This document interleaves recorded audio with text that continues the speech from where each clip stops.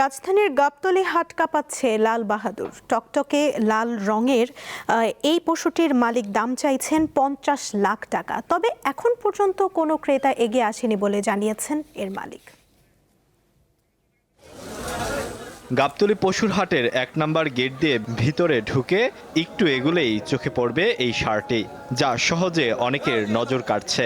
চুয়াডাঙ্গা থেকে আনা গরুটির মালিক ভালোবেসে নাম রেখেছেন লাল বাহাদুর। বিশাল আকৃতির এই প্রাণীটি দেখতে ভিড় জমাচ্ছেন উৎসুক জনতা।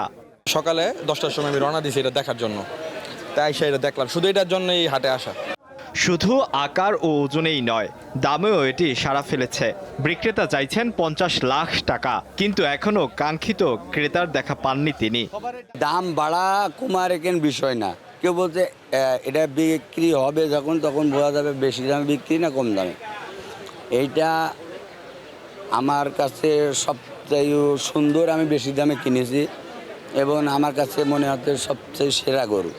শুধু লাল বাহাদুরই নয়, গাবতলী সহ রাজধানীর অন্যান্য হাটেও বাহারি নাম আর বড় আকৃতির অনেক পশুর সমাগম ঘটেছে। হাটে পশুর কমতি না থাকলেও দাম চড়া। জেনুইন প্রাইসটা হয়তো ঈদের 2 থেকে 3 দিন আগে আমরা জানতে পারবো।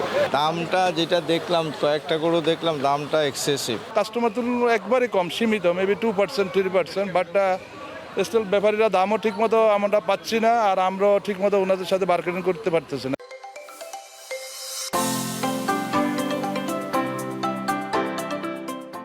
বিক্রেতারা বলছেন পশু খাদ্যের অস্বাভাবিক মূল্য বৃদ্ধি এবং লালন পালনের খরচ বেড়ে যাওয়ায় এর প্রভাব পড়েছে গরুর দামে।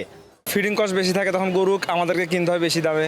তবে এটা একটা গরু ধরেন পার ডে 400-500 টাকা কস্টিং থাকে, তো ওভারঅল এটার উপরে আমাদের একটা দাম আমরা সেট করি।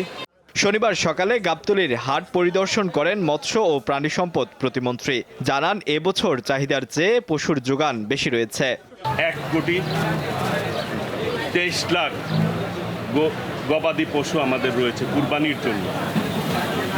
আমাদের চাহিদা রয়েছে প্রায় 1,01 লক্ষ, তাহলে প্রায় 22 লাখ গবাদি পশু কুরবানির পশু আমাদের সারপ্লাস থাকবে।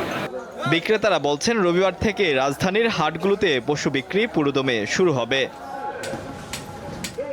আলোয়ান খান, দীপ্ত সংবাদ, ঢাকা।